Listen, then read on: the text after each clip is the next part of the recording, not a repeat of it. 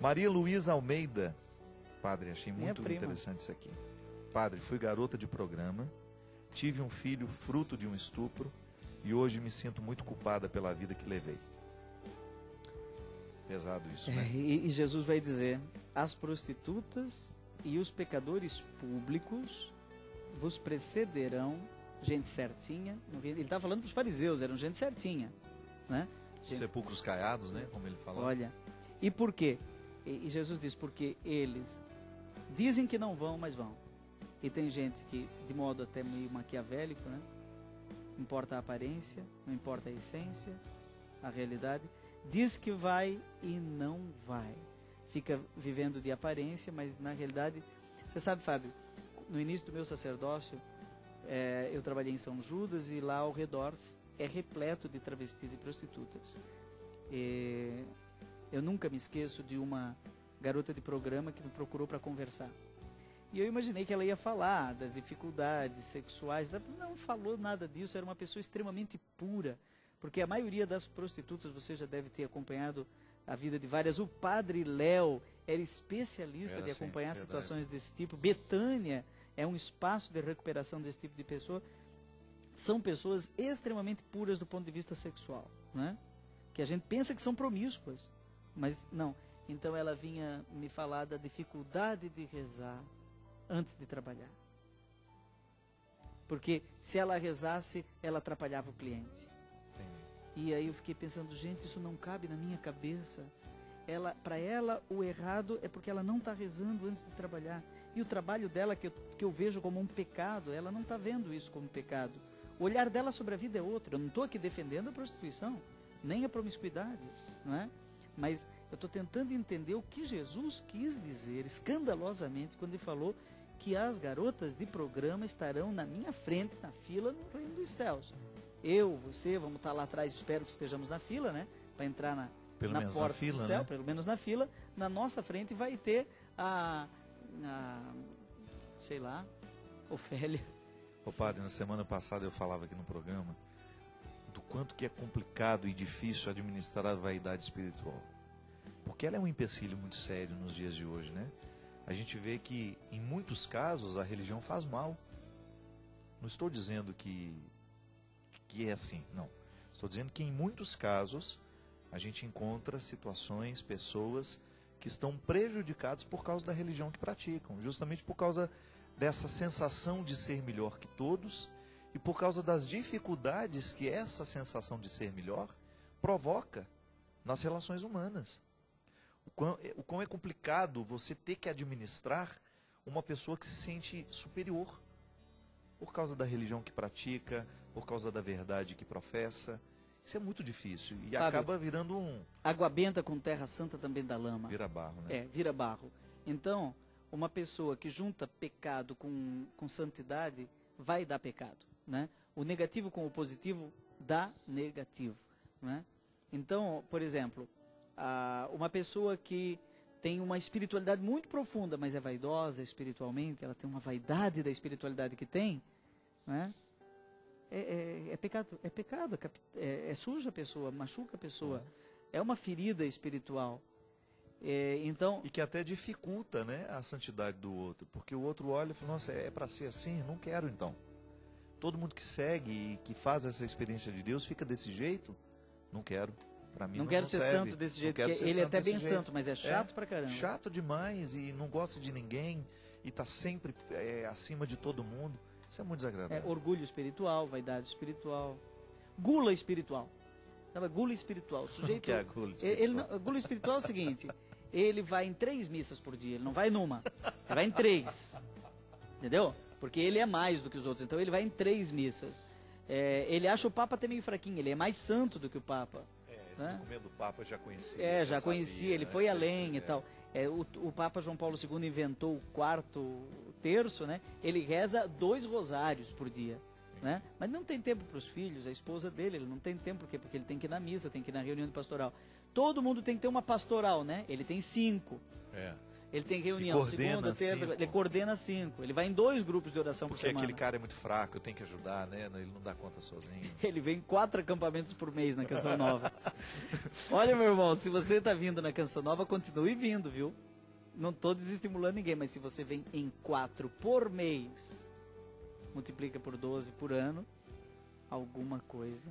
Tudo que é exagerado é nocivo. Achei Eu tão desconfio. bacaninha esses dias. Eu desconfio de tudo aquilo que vai ficando exagerado. Eu particularmente tenho os meus receios, porque acredito que o exagero, ele esconde uma série de desequilíbrios. A virtude está na temperança. A virtude está no meio, no equilíbrio. Virtude é como equilíbrio. Eu gostar de você, né?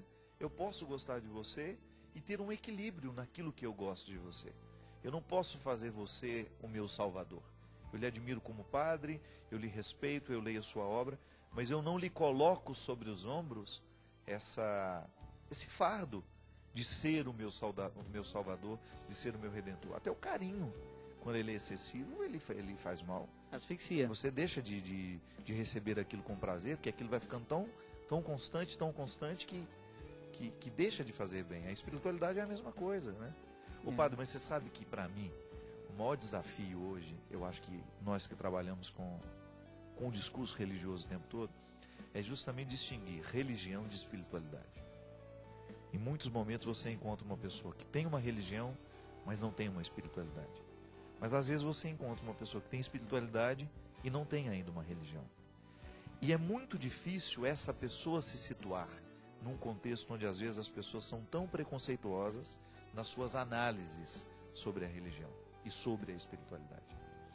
O Papa João Paulo II começou o pontificado dele falando de abrir, né? Abrir as portas, abrir o coração. Hoje, Fábio, para mim, esse negócio de abrir porta, abrir coração, abrir olhos e principalmente abrir ouvidos para o outro é fundamental. Para mim, o amor é essa abertura. Quando Jesus na cruz tem o coração dele aberto, ele nos deixou um paradigma, um arquétipo, um modelo, um ícone, né?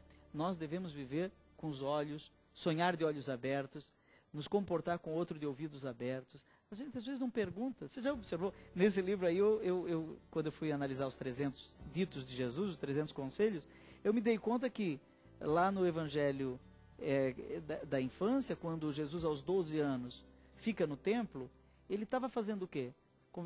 Ouvindo os doutores e fazendo pergunta. Lá no final, ele vai continuar perguntando para os discípulos de Emaús, o que vocês estão conversando pelo caminho? Aí, olha que conversa de louco. Maria, que era uma outra perguntadora, perguntou até para o anjo, né, como acontecerá isso e tal, era uma questionadora. Maria pergunta assim para Jesus, filho, não sabias que estávamos aflitos te procurando? E ele responde com uma pergunta, vocês não sabiam que eu devia estar na casa do meu pai? Então, quer dizer, a lógica da relação na família de Nazaré era construtivista, quer dizer, eles sabiam perguntar um para o outro. Justamente. Tinham ouvidos abertos. E sabiam conviver com ela, né? Viviam essa experiência do amor nesse respeito. E tem um conselho assim, conviva com pessoas que pensam diferente de você. Isso. Outro dia, padre, às vezes as pessoas são tão cruéis que eu vi uma situação que me deixou tão desanimado, passou. Mas naquele momento eu fiquei pensando, meu Deus do céu, de um lado um católico fervoroso, acusando Valmir Alencar, que nós conhecemos, que faz um bem danado a muita gente, você que conhece o Ministério Adoração e Vida, Valmir Alencar, que fundou o Vida Reluz, que é um menino que fez e que faz um bem danado a tantas pessoas através da sua música. O rapaz virou e falou assim, você com essa história de ter evangélicos com você... E o discurso foi longo, em twitters, né? Aí depois lá pelas tantas ele fala assim, você deveria entender que se você deixar a Igreja Católica é mais honesto e você fará um serviço danado a nós em nos deixar.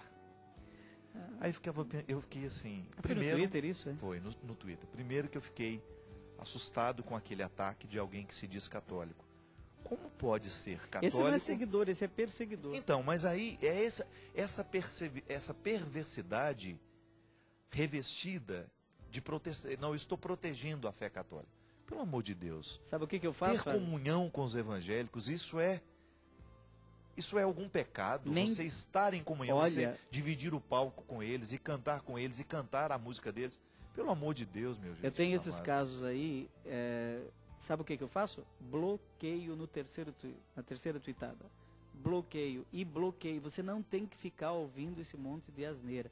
Porque você não tem que ter diálogo com o diabo. Essa pessoa é diabólica, ela fica dividindo, né? Mas você sabe o que eu acho pior? Ali não está faltando só teologia, não. Não falta só uma compreensão mais ampla do que significa católico, né? O próprio termo católico. Já não tem conhecimento teológico, já está ignorante no discurso, e aí a pior de todas as ignorâncias, que é justamente você desconhecer que o princípio fundamental de toda religião é estabelecer o respeito. Eu gravei esse disco aqui. Sou feliz por ser católico. A música é extremamente católica. Quem cantou comigo? Evangélicos. Cantaram Sou Feliz por Ser Católico. Na minha banda, eu tenho evangélicos. A minha também. Né? Evangélicos. E temos um diálogo ótimo, maravilhoso. Nós temos aquilo que a igreja pede que se tenha, né? Uma convivência ecumênica, um diálogo ecumênico. Gente, há documentos da igreja sobre ecumenismo que tem gente que não leu. Unum Sint, diálogo e anúncio, diálogo com as outras religiões.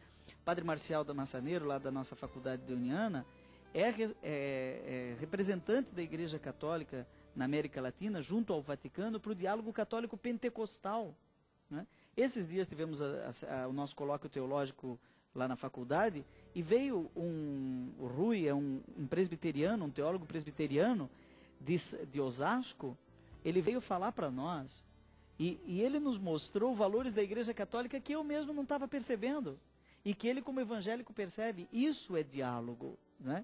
E a vontade deles de comunhão, falando, por exemplo, do valor da Eucaristia. Sabe que ele falou do valor do rosário? Evangélico. É mesmo, pai. Falou do valor do rosário, né? Da beleza de Aparecida. Gente, ele já está...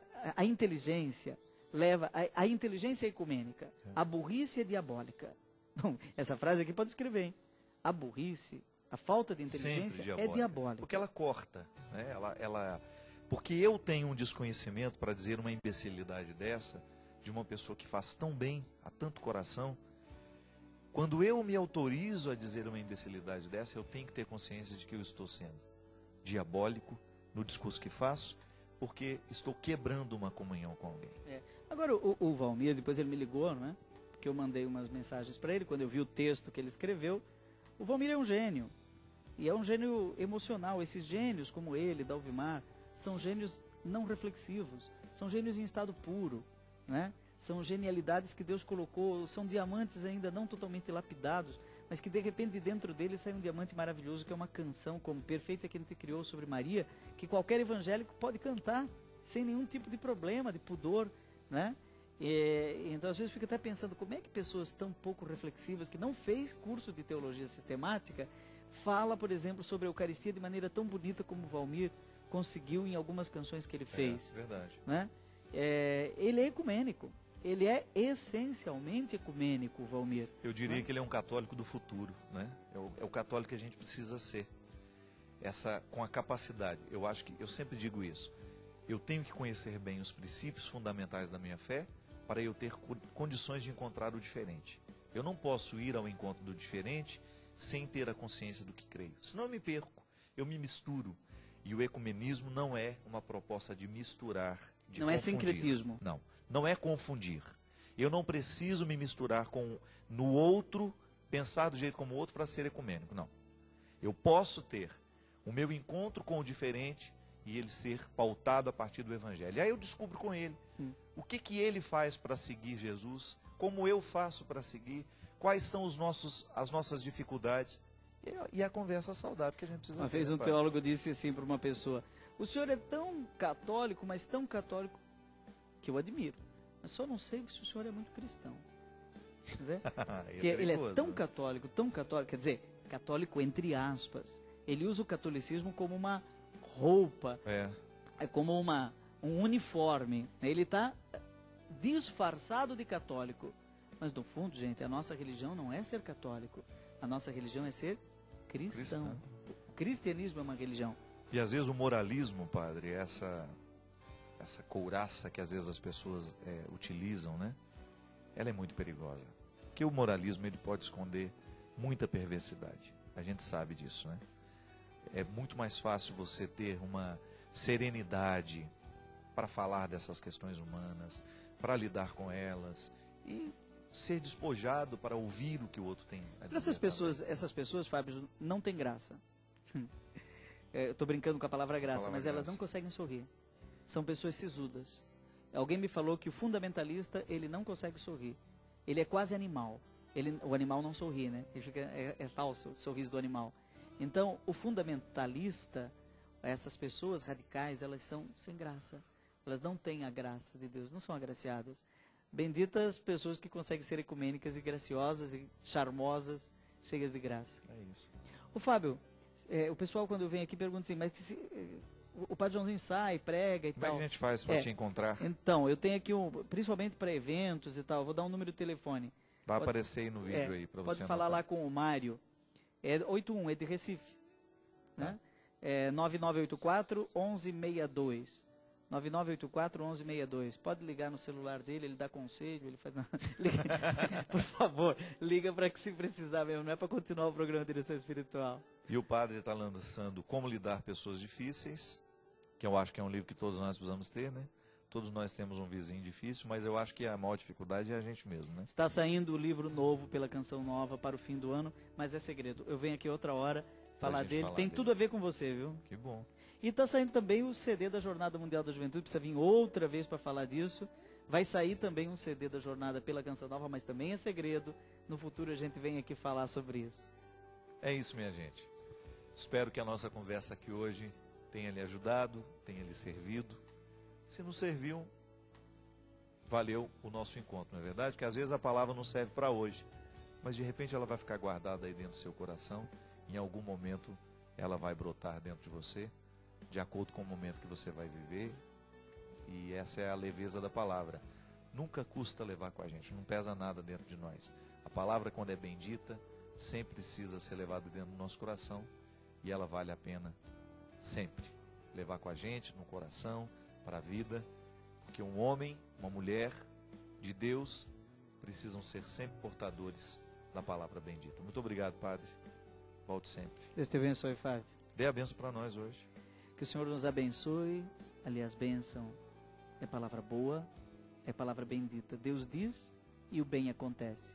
Que Deus diga agora alguma coisa boa e que aconteça em nome do Pai, do Filho e do Espírito Santo. Amém. Amém. Até a semana que vem, se Deus quiser.